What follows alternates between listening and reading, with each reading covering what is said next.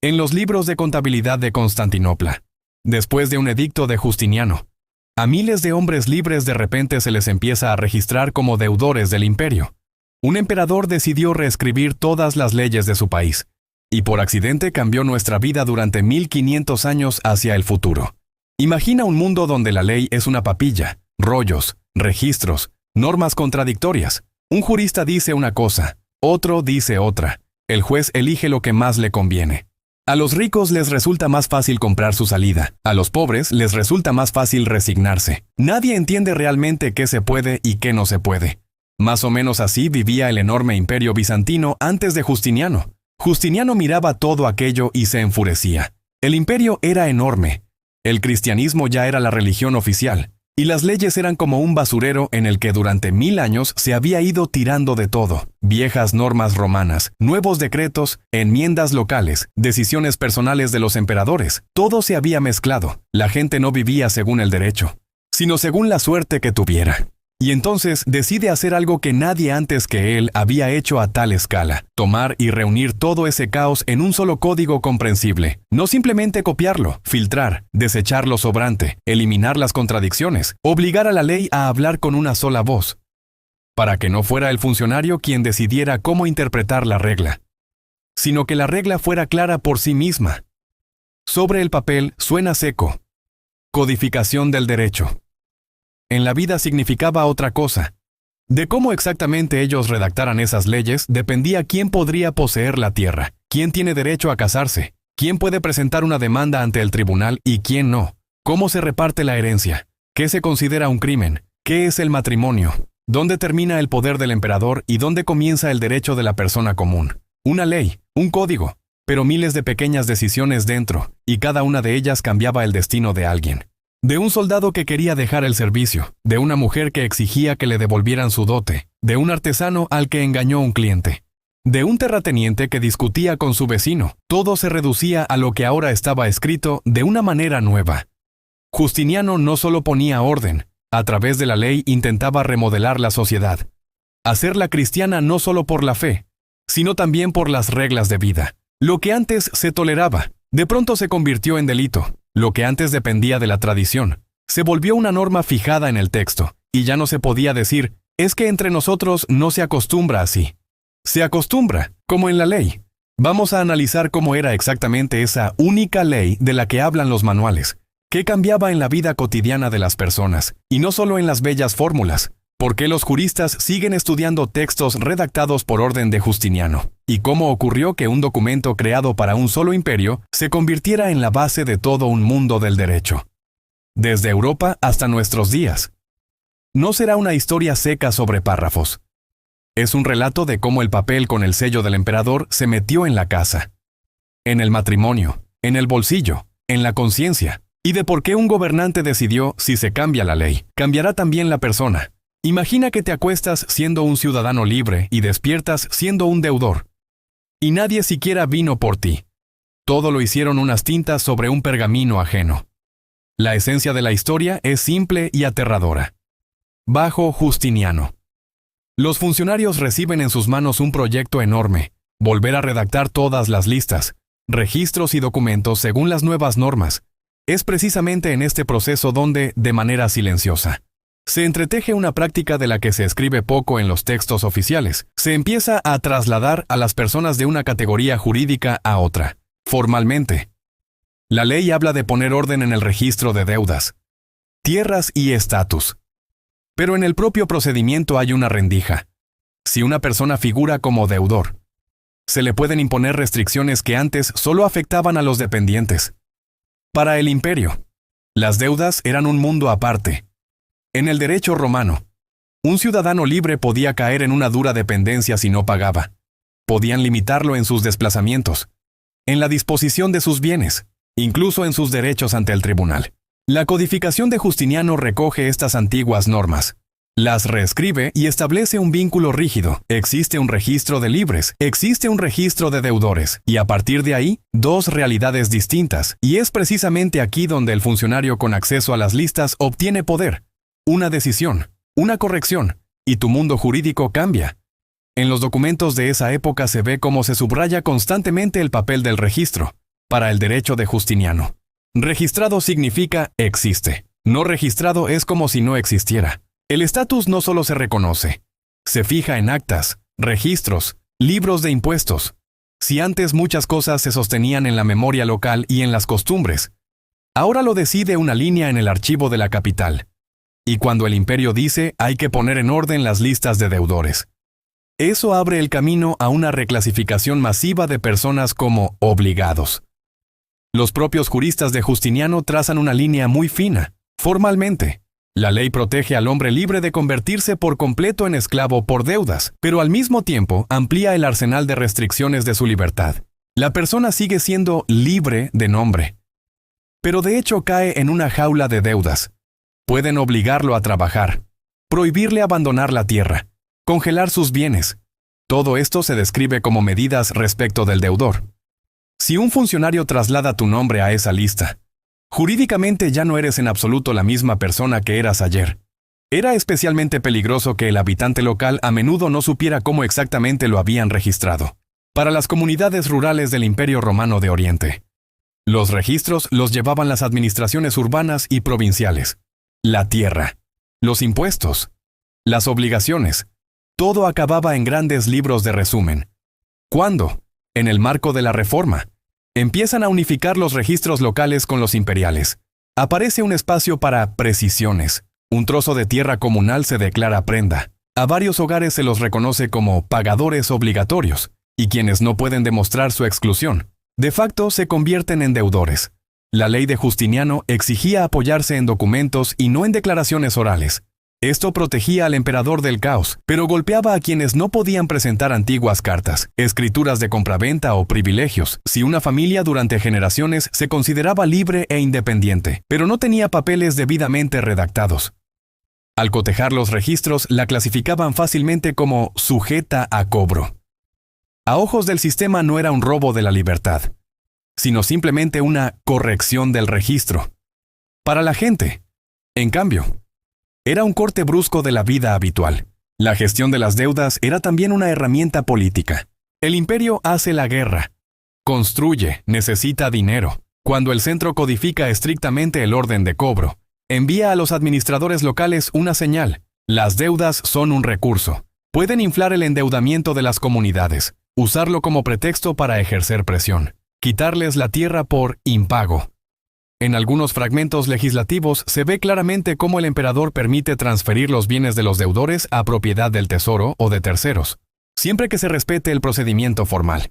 La única cuestión es en qué momento se empezaba a considerar a una persona como deudor. La reforma no parecía un complot contra los libres. A nivel de las leyes se presenta como una preocupación por el orden. Hay que separar a los que pagan de los que no pagan, a los que cumplen con las obligaciones de los que se evaden. Pero la técnica jurídica funciona con dureza. Basta con unir una sola vez en el texto el estatus de deudor con la limitación de los derechos civiles. Y todo pasa a depender de quién decide a qué lista te van a asignar. No el emperador en persona, sino un escribiente, un notario, un contable local que vuelve a copiar las columnas de nombres. En las ciudades esto golpeó especialmente a los pequeños propietarios y artesanos. Los documentos de litigios muestran un mismo esquema. Una persona se considera a sí misma libre dueña de un taller o de un terreno, pero en el registro figura como alguien que se ha obligado a pagar una suma por protección, alquiler o rescate, según el nuevo Código de Leyes. Tal obligación arrastra una cadena de consecuencias. Se impugnan sus transacciones, se embargan sus bienes. Los hijos ya crecen en una familia que jurídicamente vive bajo la marca de la deuda. Así, la condición de deudor se vuelve casi hereditaria, aunque en lo formal el derecho lo niegue. El matiz cristiano del derecho solo refuerza la presión.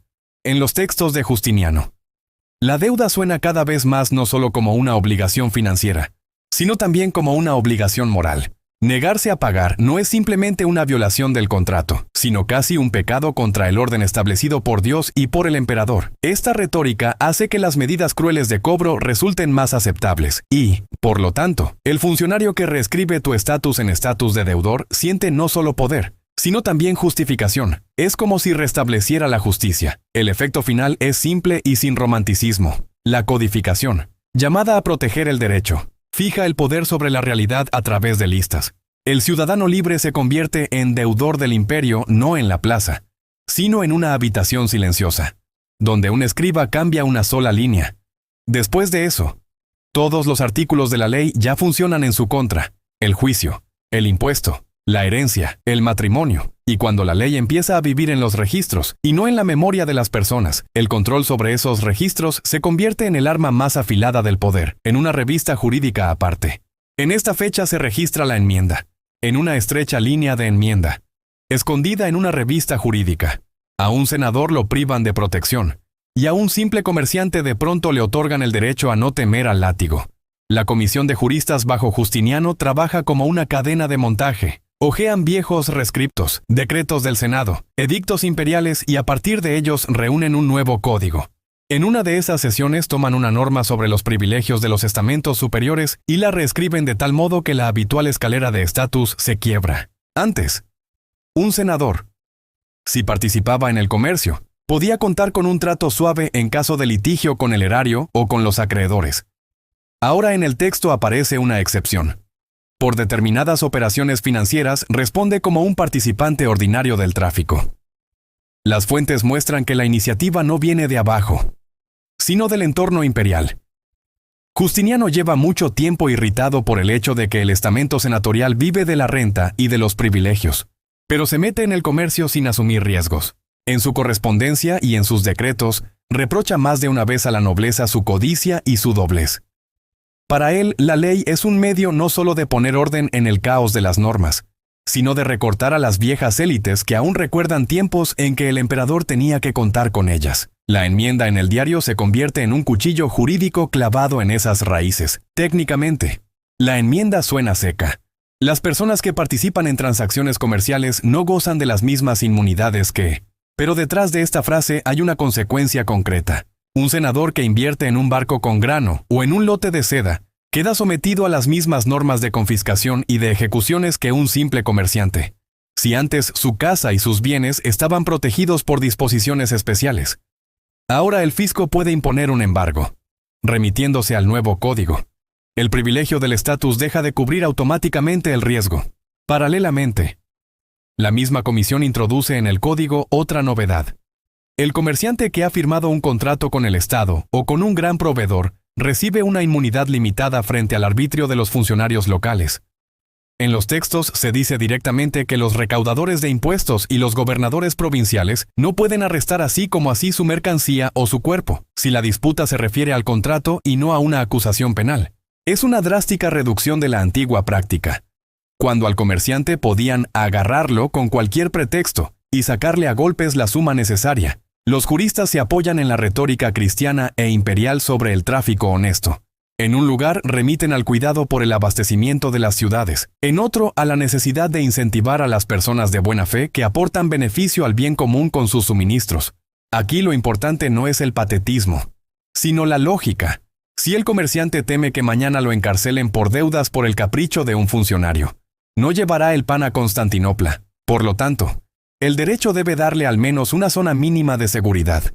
Pero esta seguridad no es general, sino puntual. La enmienda no hace a los comerciantes iguales a los senadores, solo les da un escudo especial en el marco de operaciones concretas. En un caso se puede seguir cómo funciona. Un comerciante provincial discute con un recaudador de impuestos. Este intenta retener la carga en cuenta de la deuda pendiente. El tribunal se remite a la nueva norma y ordena liberar la mercancía, porque va según un contrato de suministro para el mercado de la capital. Aquí la ley ya no es solo la porra del tesoro, sino también un instrumento de protección del participante necesario del tráfico. El senador, en una situación así, se encuentra en una posición vulnerable. Si entra en una empresa comercial, su socio, el comerciante, puede ampararse en la nueva inmunidad, pero él no. En uno de los comentarios a las leyes se señala directamente que el alto rango, por sí solo, no libera de las consecuencias del riesgo comercial. Para la vieja aristocracia, esto es un golpe a su estatus. Ya no se les reconoce como por encima del juego económico. La ley los coloca al mismo nivel que aquellos a quienes estaban acostumbrados a considerar como una capa de servicio. Justiniano, a través de la comisión, persigue dos objetivos a la vez. Por un lado, debilita el viejo apoyo senatorial, que a menudo se resiste a sus reformas fiscales y administrativas. Por otro, apuesta por una clase más manejable, los comerciantes urbanos y proveedores, de los que depende el abastecimiento del ejército y de la capital. Cuando la ley dice que en un litigio, senador contra tesoro, su privilegio no funciona, y que en un litigio, comerciante contra funcionario, al comerciante a veces hay que protegerlo. Eso cambia la correlación de fuerzas sin una sola ejecución. El matiz cristiano de las normas ayuda a disimularlo. En los textos de las enmiendas suenan constantemente palabras sobre justicia, misericordia y protección de los ofendidos, pero sin mirar quién gana realmente. Se ve, reciben protección quienes están integrados en la máquina económica del imperio. El senador que vive de la renta y del estatus no encaja en este modelo. El comerciante que transporta pan, aceite, vino o armas se convierte en un cuerpo útil para el Estado y, por lo tanto, merece un régimen especial.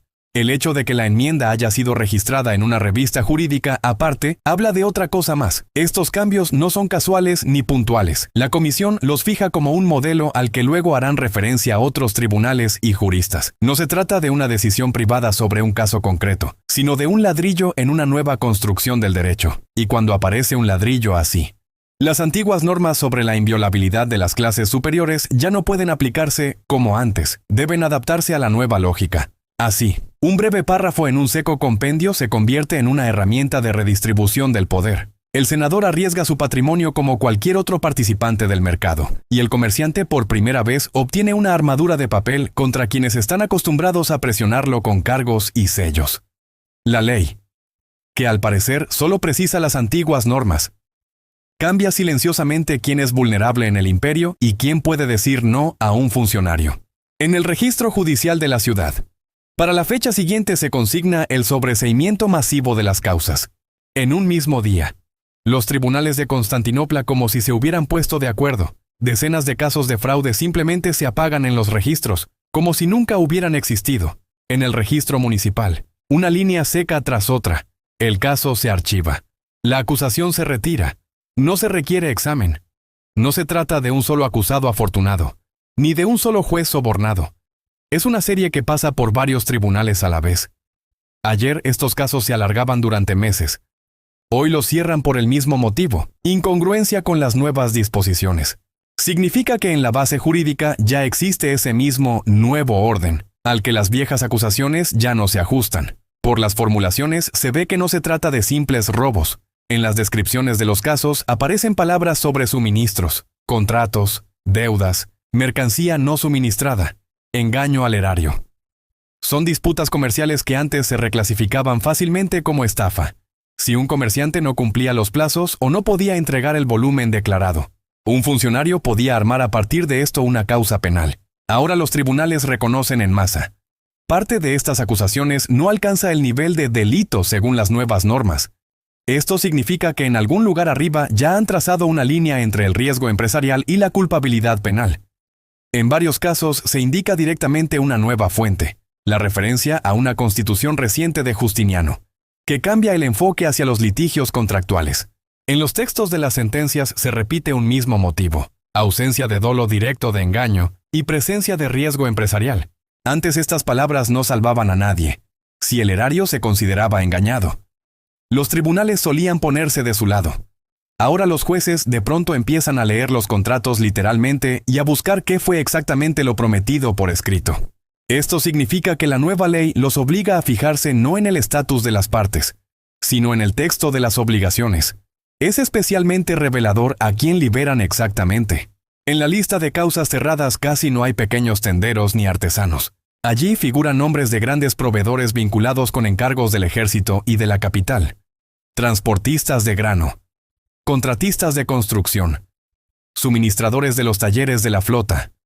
Son quienes mueven físicamente los recursos del imperio. Si de pronto dejan de encarcelarlos por fallos en los suministros y distorsiones en los cálculos, significa que el poder ha decidido. Es mejor soportar sus errores que romper toda la cadena de abastecimiento. La ley se convierte en un filtro que separa al estafador peligroso del socio útil, pero arriesgado. En varias resoluciones, los jueces señalan por separado el papel de los funcionarios. En el texto aparecen frases sobre el abuso de la acusación y la inadmisibilidad de presionar a las personas de negocios con la amenaza de un enjuiciamiento penal. No se trata de una queja cotidiana. Es un giro registrado. Antes, un funcionario con acceso al procurador podía iniciar fácilmente una causa por estafa para forzar el cobro de una deuda, obtener un descuento o una participación en el negocio. Ahora el juez, basándose en la nueva ley, puede escribir abiertamente: el funcionario utilizó el mecanismo penal de forma indebida. Significa que la ley da al tribunal un arma no solo contra el acusado, sino también contra el acusador. La retórica cristiana en estos actos también es visible, pero funciona de otro modo al que la presenta la propaganda oficial. En los textos de las resoluciones suenan palabras sobre la misericordia hacia quienes trabajan, la inadmisibilidad de arruinar a las personas útiles y la superioridad de la corrección sobre el castigo. Sobre el papel, se trata de un cuidado por los débiles.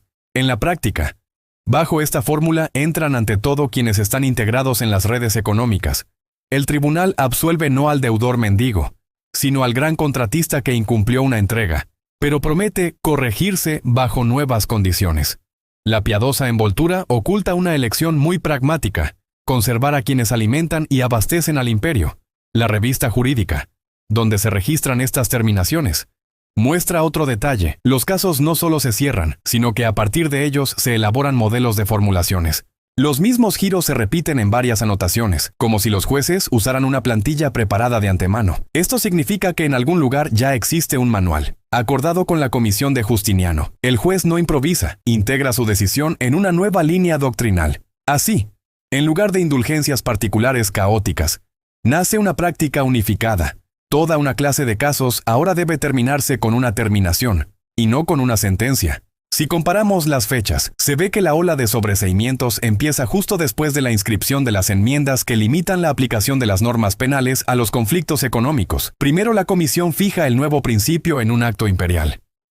Luego ese acto pasa a un compendio al que los tribunales de la capital tienen derecho a remitirse. Y solo después de eso aparecen en el registro urbano cadenas de «el caso se sobresee por motivo de no corresponder a las nuevas disposiciones». Es un vínculo estricto. Texto de la ley, doctrina de la comisión, práctica de los tribunales de la capital. Ninguna iniciativa propia de los jueces. Es un proceso controlado. La versión oficial habla de humanización del derecho y de protección frente a los abusos. Formalmente es verdad. A la gente la encarcelan menos. Se confiscan menos bienes por fracasos empresariales. Pero si miramos quiénes son exactamente los que se benefician de las nuevas formulaciones, se perfila otra lógica. La protección la reciben los grandes jugadores, cuyo trabajo es crítico para el presupuesto y el ejército. Los pequeños participantes del mercado, que no tienen acceso a contratos estatales, casi no aparecen en estas revistas. La ley que en palabras protege a los ofendidos, en la práctica levanta un escudo jurídico alrededor de la economía imperial. Resulta que, en un solo día, los tribunales de Constantinopla no solo suavizan la práctica, sino que cambian por completo el propio régimen de riesgo. Para una parte de la gente la amenaza penal desaparece. Solo quedan las multas y las demandas civiles. Para los demás todo sigue como antes. No se trata de una reforma abstracta, sino de una redistribución del miedo. ¿Quién temerá la acusación del Estado y quién podrá jugar al límite?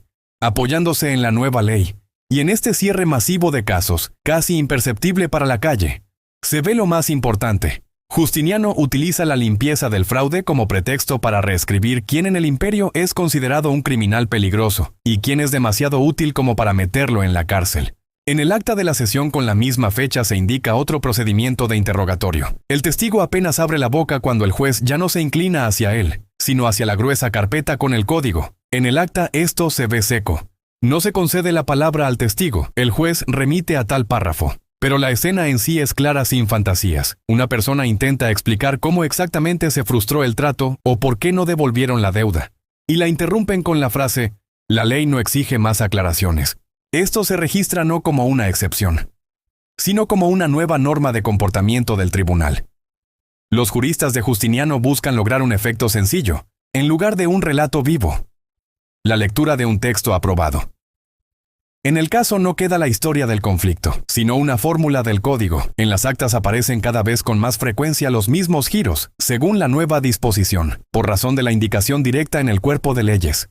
Debe ser sobreseído sin examinar las demás circunstancias. Así se borra la experiencia personal de los participantes, y la palabra principal la recibe el párrafo redactado por la Comisión de Triboniano. Este reemplazo se ve en la estructura de las actas. Los antiguos protocolos se extienden en largas réplicas. El demandante explicó, el demandado objetó, el testigo declaró.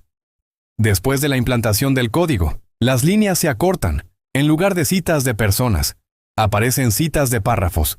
La fórmula «el testigo ha sido escuchado» desaparece y en su lugar aparece «el testigo es recusado por ser superfluo según el sentido de la ley». No es solo una cuestión de comodidad. Subraya que el juez está obligado a someterse al texto y no al análisis de la situación de la vida real. Justinian logra que el juez deje de ser un árbitro que sopesa las versiones y se convierta en la voz del código.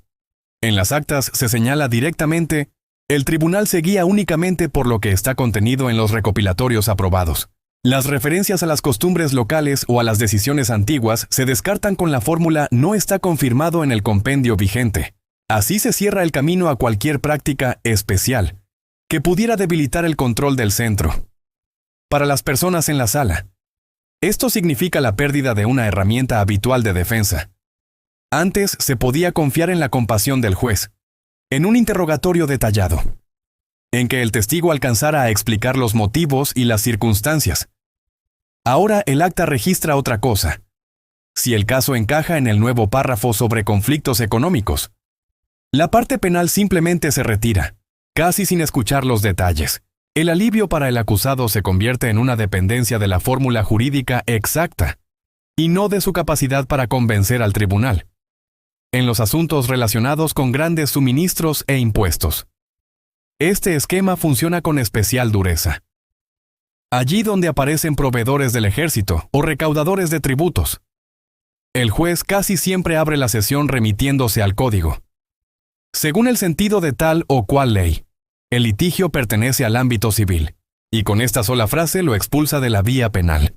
Las actas registran: no se requiere interrogatorio de testigos, porque el mero hecho de participar en cierto tipo de contratos ya entra bajo el párrafo protector. Para los pequeños comerciantes, el panorama es distinto. En los asuntos que no están relacionados con los suministros estatales, la misma fórmula del código se utiliza mucho más rara vez. Los protocolos muestran que allí los testigos siguen siendo escuchados durante más tiempo. Se les hacen más preguntas y la terminación por inconformidad con las nuevas disposiciones casi no se encuentra. Esto crea una división de hecho. Una misma ley existe sobre el papel para todos. Pero en los registros reales del tribunal, funciona principalmente en favor de quienes están integrados en la economía imperial.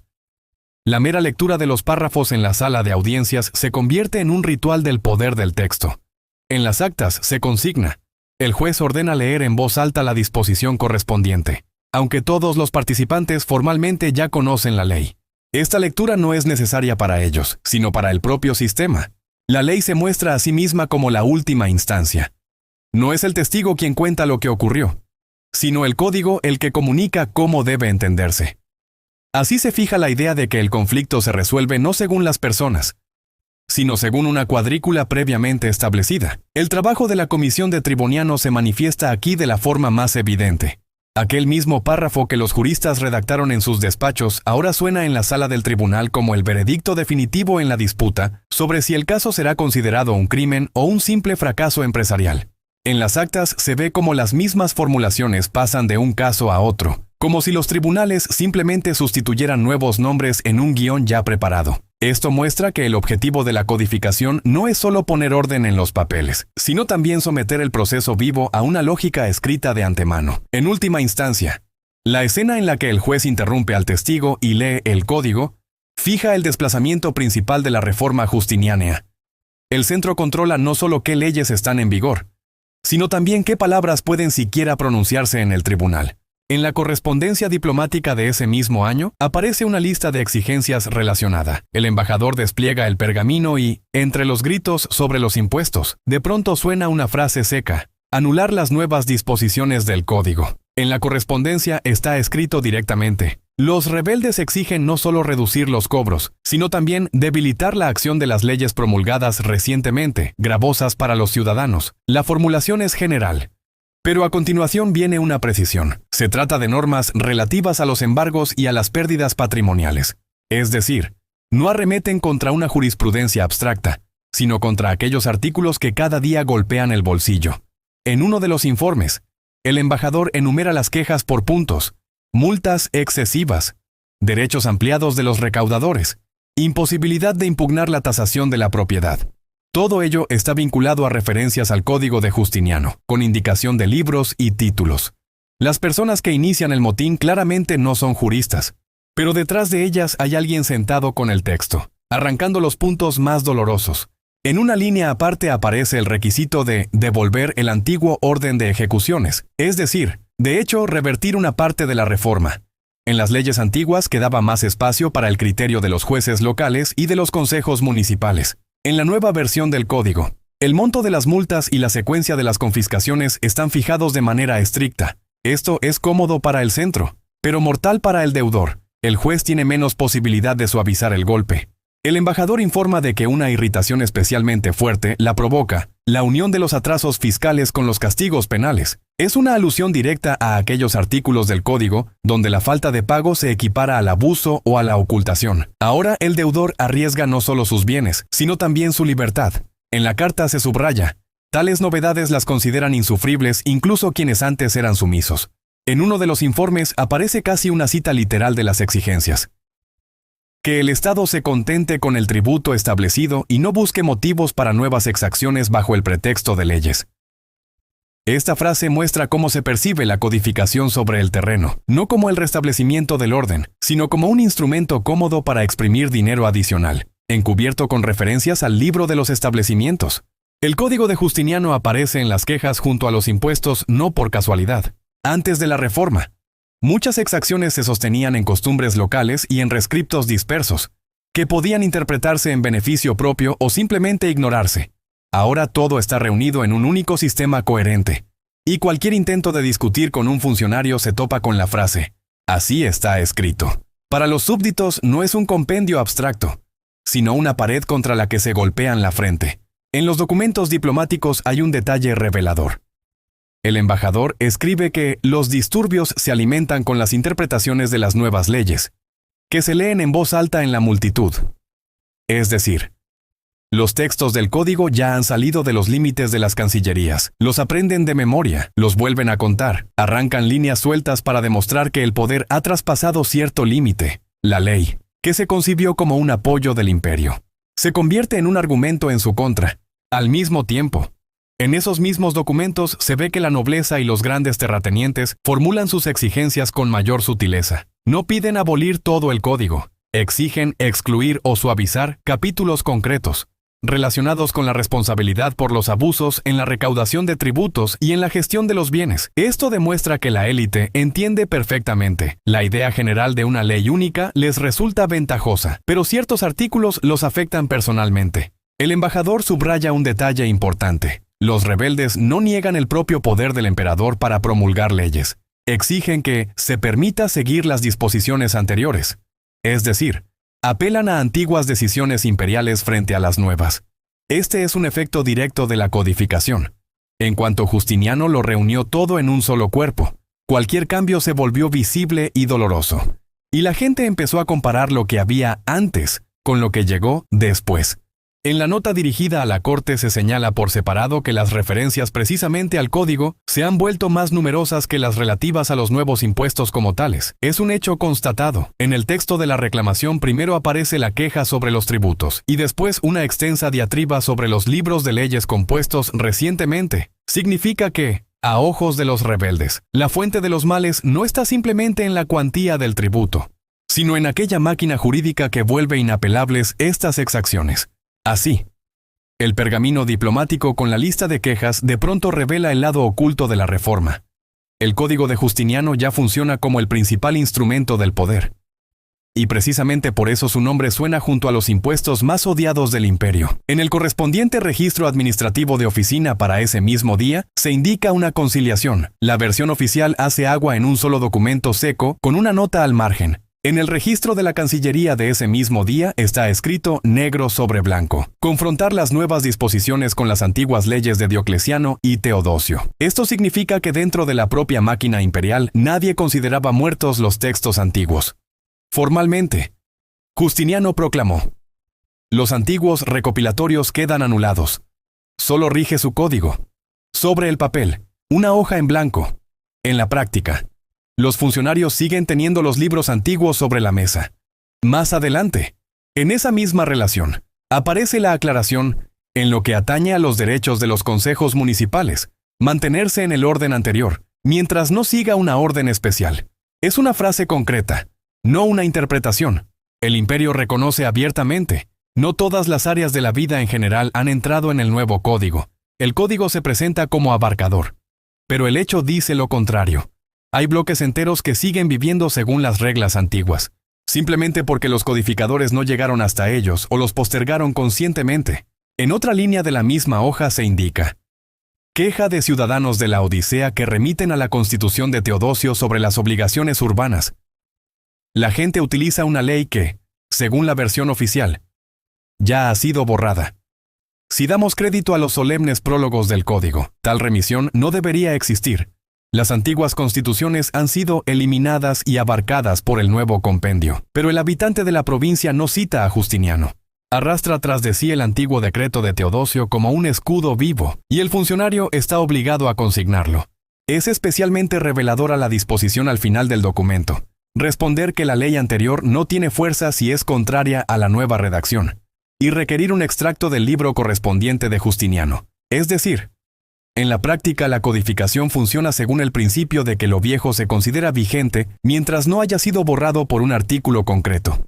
Esto no se parece a la leyenda oficial sobre la sustitución total. Es una lucha de textos, donde la ley antigua vive mientras no la atrapen y no la apague una nueva frase del código. Hay otra frase llamativa en esta lista.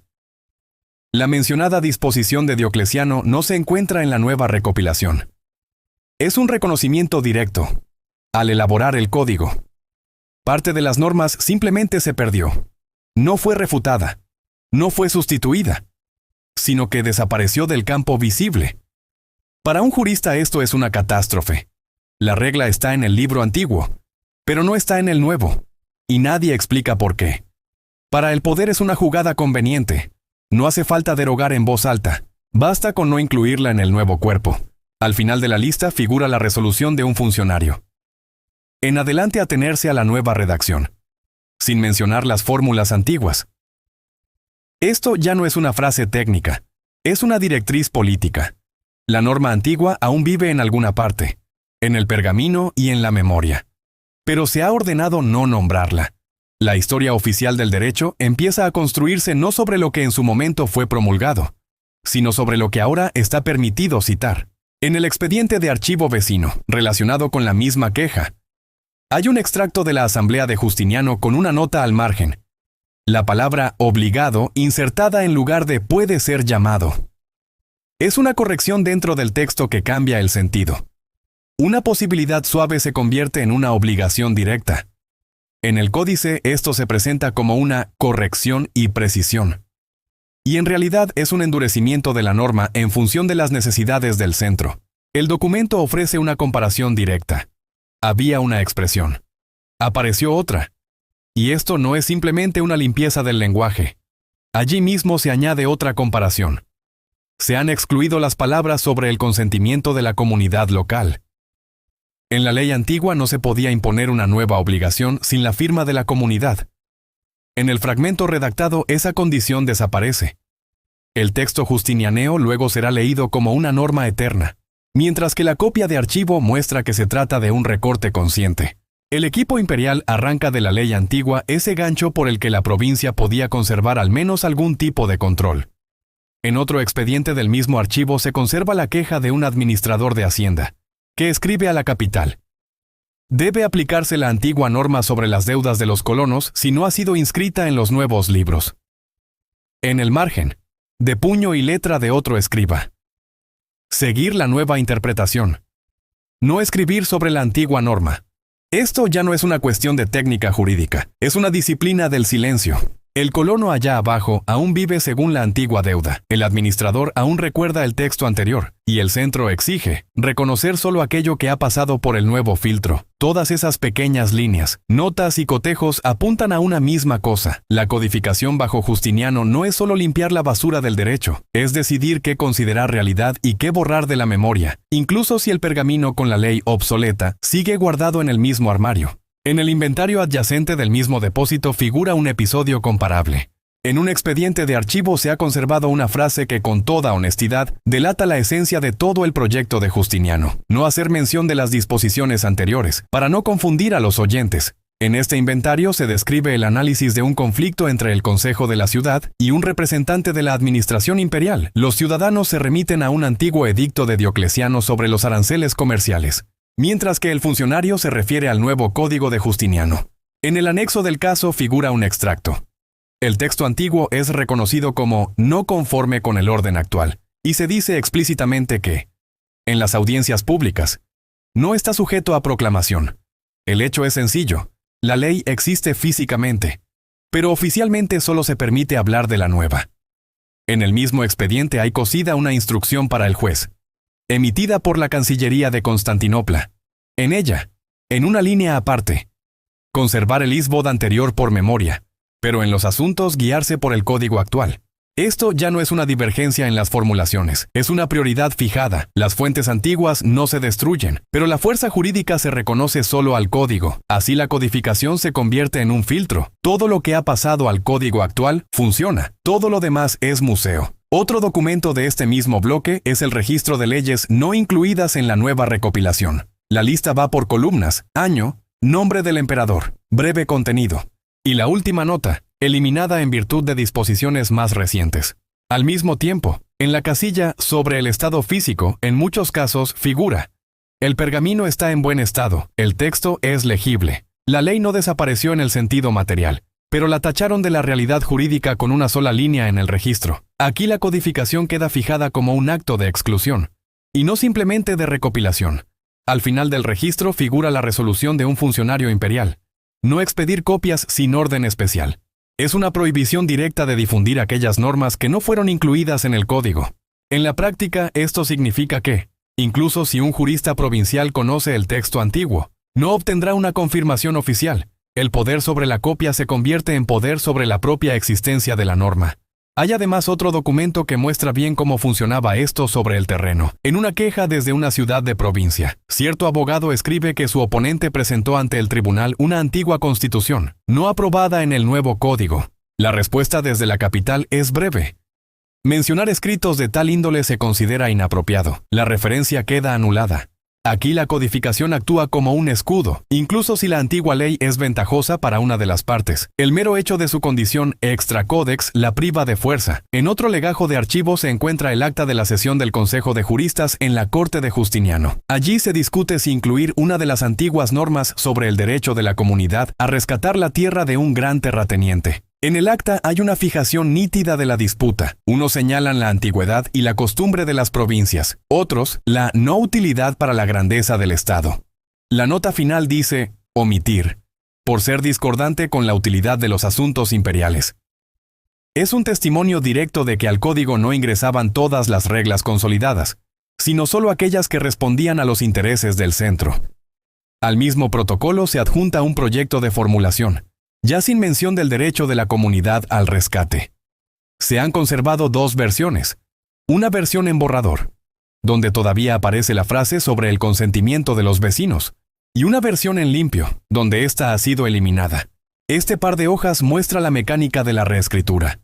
No se trata simplemente de elegir entre leyes antiguas, sino de construir un nuevo sentido bajo la apariencia de un texto corregido.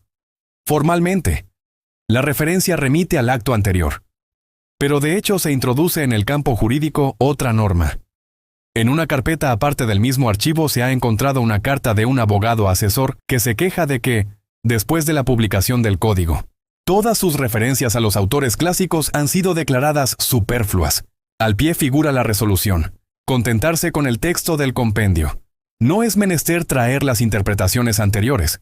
Este es un detalle importante. El código no solo sustituye las leyes antiguas, sino que también aparta a un lado toda una tradición de interpretación profesional. Allí donde antes se discutía entre las opiniones de Paulo y Ulpiano, ahora basta con citar una sola página del recopilatorio imperial. Hay un ejemplo aún más duro. En el acta del proceso contra un juez provincial se le imputa que exigió conforme a una norma no atestiguada en el código. El juez remite a un antiguo rescripto y a la costumbre local, pero en el acta de la sesión se subraya la frase del acusador: no corresponde buscar el derecho fuera del compendio imperial. En la sentencia, esto se formula como desviación del camino establecido de la ley. Así la codificación se convierte en un instrumento de control disciplinario sobre los propios jueces. En otro caso, también relacionado con los impuestos, al informe financiero se le añadió una lista de artículos del código en los que se apoya el recaudador. Abajo, con letra grande, no se permiten referencias a otras disposiciones. El hecho es contundente. Al funcionario se le prohíbe directamente utilizar cualquier cosa que no sea el conjunto aprobado de textos. Ya no se trata de una reforma abstracta, sino de una instrucción concreta que cambia la práctica de cada recaudación de impuestos. Todos estos hallazgos de archivo confluyen en lo mismo. Con Justiniano, la ley deja de ser una memoria dispersa de antiguos decretos y se convierte en un conjunto cerrado de páginas, a través del cual pasan todas las decisiones.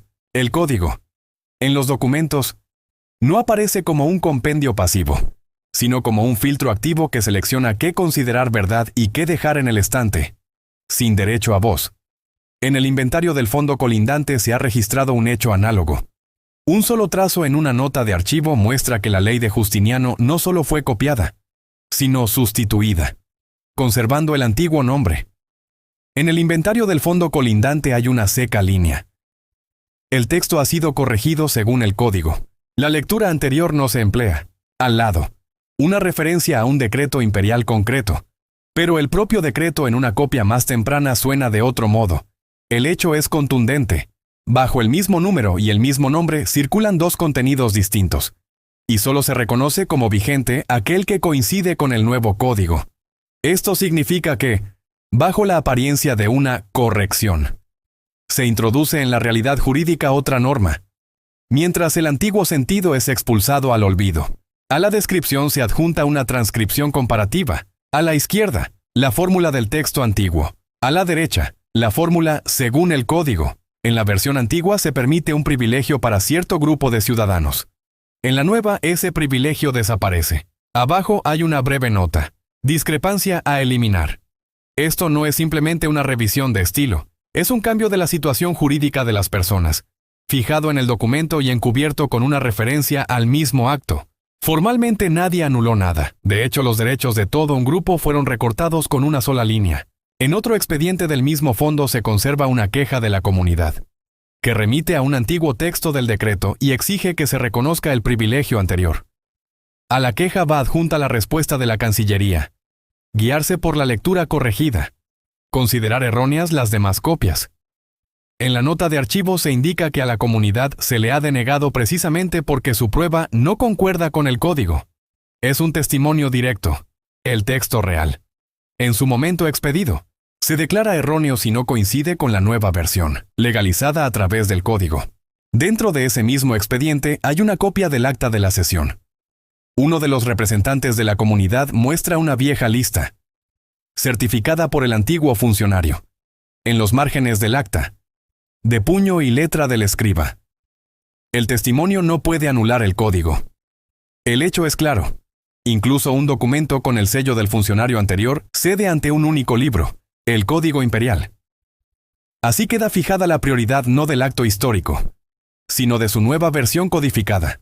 Hay otro documento relacionado, una instrucción interna para los copistas. En ella está escrito negro sobre blanco, donde el texto de la ley discrepe con el código.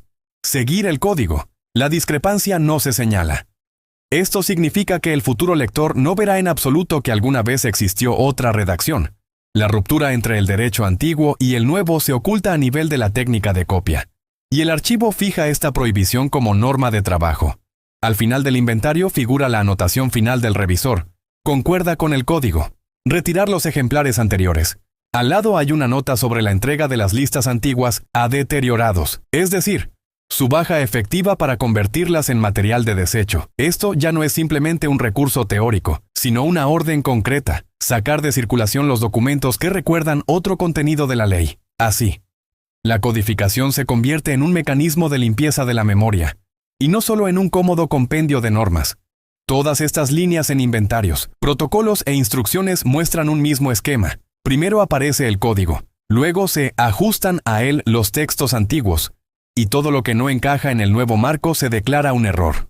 Formalmente, el emperador se remite a los actos anteriores, pero de hecho se reconoce como válido solo aquello que ha pasado por el filtro de la codificación. Así, bajo la apariencia de correcciones y unificación, se crea un nuevo mundo jurídico, en el que el derecho ya no es la historia de las decisiones, sino un conjunto de páginas cuidadosamente editado.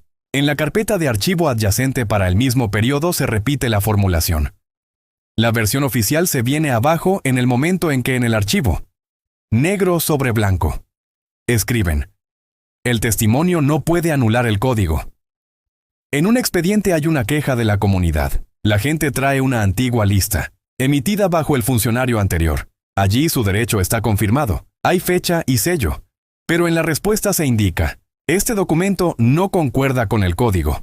El truco está en que no se trata de una falsificación, sino de un registro completamente legal, que simplemente fue declarado erróneo porque no coincide con la nueva redacción de la ley. Significa que el mero hecho de la codificación da fundamento para tachar los textos que antes estaban en vigor. En el mismo caso se ha conservado un extracto del protocolo. El representante de la comunidad muestra una vieja lista. El escribano registra la disputa y, en los márgenes, hace una nota: el testimonio no puede anular el código. No es un comentario de un historiador. Es una frase de trabajo del escribano al examinar un caso concreto. Muestra que cualquier antigua carta resulta estar por debajo de un solo libro, el Código Imperial. Así se establece una jerarquía directa, no como fue otorgado, sino como está registrado en el código. Se considera el único derecho verdadero, por separado. En el archivo, hay una instrucción para los copistas. Allí, literalmente, se dice: donde el texto de la ley diverja del código. Seguir el código, la discrepancia no se señala. Esto ya no es una decisión puntual en un caso controvertido, sino una regla para todo el sistema. El copista no solo elige una versión, está obligado a ocultar el hecho de la divergencia. Como resultado, el futuro jurista, estudiante o funcionario verá solo el texto correcto, sin siquiera sospechar que alguna vez sonó de otro modo. La realidad jurídica se edita a nivel de rutina. Al final del inventario del fondo figura una anotación seca del revisor, conciliado con el código: retirar los ejemplares anteriores. Allí mismo hay una nota técnica sobre el traslado de las listas antiguas a deteriorados. Para el archivo, esto significa una sola cosa: el documento se retira de circulación. Ya no se entrega como fuente vigente. Formalmente no se quema, pero jurídicamente muere el día en que lo inscriben en deteriorados. Así, el código funciona no como un compendio neutral, sino como fundamento para la limpieza de los textos no conciliados. En otra carpeta, por esos mismos años, se repite la misma fórmula sobre la desacuerdo con el código y las mismas exigencias de seguir el código. Esto muestra una práctica estable, y no un episodio aislado. Funcionarios distintos, asuntos distintos, un mismo esquema. Primero la cotejación con el código, luego el alineamiento de todo lo demás con él. Las listas antiguas o bien se reescriben en la redacción necesaria, o bien se empujan fuera de los límites del derecho vivo. El conjunto de estos documentos ofrece una conclusión directa. La codificación bajo Justiniano no solo reunió las leyes en un solo libro, sino que cambió el criterio de verdad. El acto histórico dejó de ser una prueba autosuficiente si no se ajustaba al código.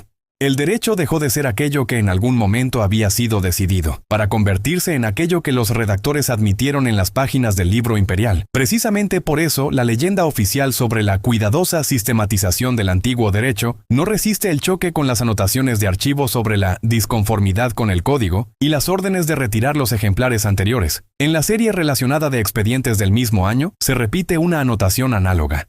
Un jurista del siglo VI abre un caso y ante él ya no está la ley, sino una versión editada de la realidad. En uno de los fondos de Constantinopla yace un legajo de expedientes sobre disputas provinciales, y en cada segundo documento aparece una y la misma frase. Como está establecido en el código, la fórmula no va al principio, como una mención cortés, sino al final de la resolución, como conclusión. Esto significa que la decisión se tomaba no conforme al derecho vivo, no conforme al antiguo decreto, sino conforme a cómo ese decreto está incorporado en el nuevo código.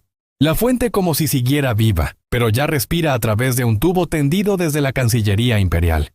Por separado de los expedientes, en el mismo archivo se conserva una instrucción para los copistas. En ella, con texto directo, está escrito: donde el texto de la ley difiera del código, seguir el código, no señalar la discrepancia. No es un comentario teórico, sino una regla de trabajo para las personas que diariamente trasladan las normas de un pergamino a otro. Con tal directriz, toda diferencia entre la ley antigua y la nueva redacción desaparece automáticamente durante la copia. El hecho de la discrepancia no se registra, y la memoria jurídica se borra por la fuerza en el momento de la copia. Al lado aparecen notas de servicio con la misma anotación hecha por la misma mano. Usar la redacción del código. En un expediente es una nota al margen junto a un antiguo edicto. En otro es una breve orden en un trozo de papel aparte. El código es preferible al registro anterior. Como resultado, el funcionario que va a formalizar la decisión ya no se apoya en el texto original, sino en la versión que ha pasado por los redactores de Justiniano. El documento sigue guardado en la carpeta, pero su influencia sobre el derecho real queda recortada. Al final del inventario de uno de los fondos figura la frase del revisor: coordinado con el código, retirar los ejemplares anteriores. Inmediatamente después va la nota: los listados viejos pasar a vetustos. En la práctica archivística, vetustos no significa tirar del todo, significa sacar el documento de la circulación activa. Se deja de expedirlo como base para una decisión. Se convierte en basura histórica.